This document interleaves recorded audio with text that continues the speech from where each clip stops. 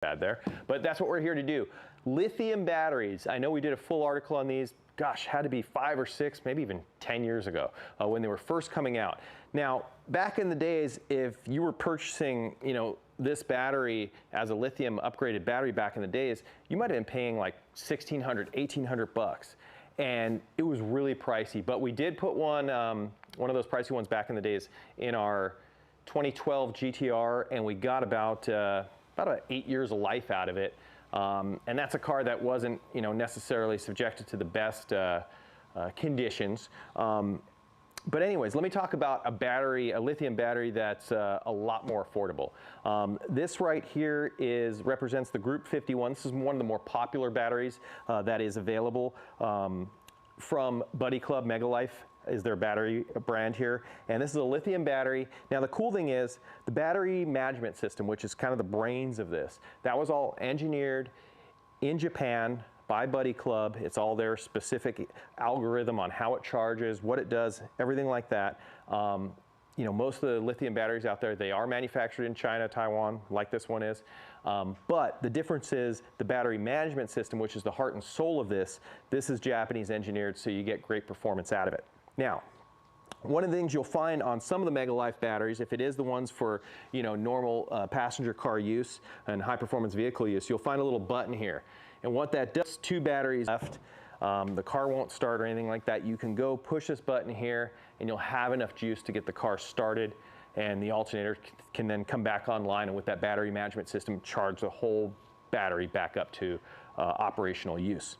Now, one of the things you have to watch out for when you have a lithium battery like this is you have to use the proper charger. So always use a smart charger that has a specific lithium program in it, so that you don't overcharge it or do anything weird like that. Different battery management systems can do different things, but on the real bad side, what can happen is you can actually blow one of these up if you really do it the wrong way. So instead of to just avoid that, let the car's charging system charge it, and or use a dedicated smart battery charger. Do we have a question? Yes. Yeah, the viewer is asking if it is a 12-volt battery, 16-volt battery. Okay, so right now in their lineup, they're all 12 volt. So we'd also like to see some of the 16 volts out there. A lot of the race cars like to use the 16 volt systems, but in a lot of cases, you don't need it as much as if you had a lead acid battery. With a lead acid battery, as you start draining it, the voltage just keeps going down, down, down, down, down, and you can really only get maybe 50% of the energy in there before it becomes kind of useless.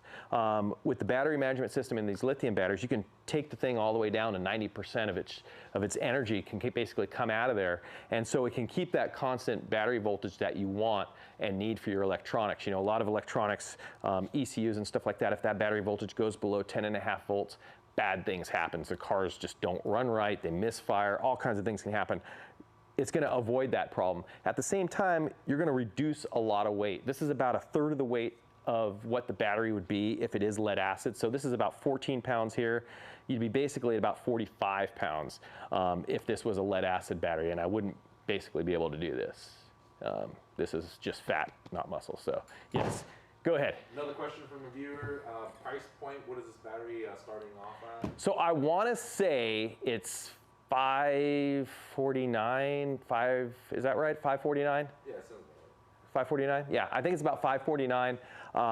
I'll double check on that before this ends. But yeah, $549. So premium batteries out there, for this size battery in lead acid, you're probably going to spend $250. So you're looking at spending about twice as much for it, but the good news is it can last 5 times as long as a lead acid battery, and it has twice the cold cranking amps of this battery, of your typical lead acid battery in this format. So that's one of the big advantages there. They also have, this is, like I said, one of the more popular sizes. As you start getting to some of the other sizes, they can range, up to $800, $900, $1,000 if it's a really big battery. But this one right here, the great thing about it, anything you have on the street out there, this is going to be great for it. It's got enough power for it. Electronics, if you're still running those old school brushed fuel pumps that are pulling 35, 40 amps each, if you've got those, what are those ones, the Hellcat pumps, yeah, you know what I'm talking about. You got to run like 8-gauge wire to those.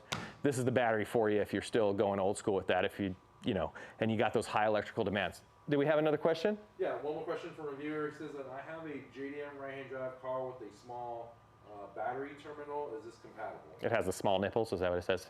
He's got a nipple issue. So here's the cool thing. If you've got small nipples, this is the solution right here. The battery comes with the small nipples. You actually put these little pasties over it, I guess they're called, and put that on there, and now you have the standard terminal sizes.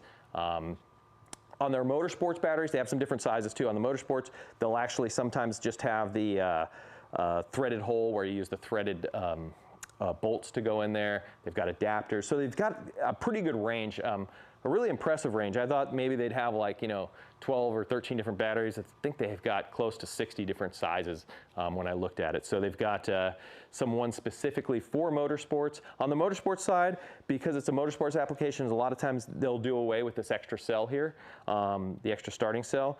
But there's nothing to say you can't use this for pure motorsports use also, and you would have that. Just depends on, how you prep the car, what you do. Those motorsport teams are always maintaining and keeping things up to spec, so they would rather have a little bit more full capacity and access to that rather than splitting off part of the cell to do that. Any other questions? Well, I want to thank you guys for joining us today on this. We're going to have some actual application of this. We're going to put this in a few of our vehicles, get it on the load tester, do some nasty stuff to it, and see what we can do to it. From what we found, the research we've been found out about these batteries, they are kicking some butt out there. So if you want more information on it, make sure you stop on by the Buddy Club website, and you can learn more there. And if you have any other questions, always feel free to drop us an email, and more than happy to help you guys out.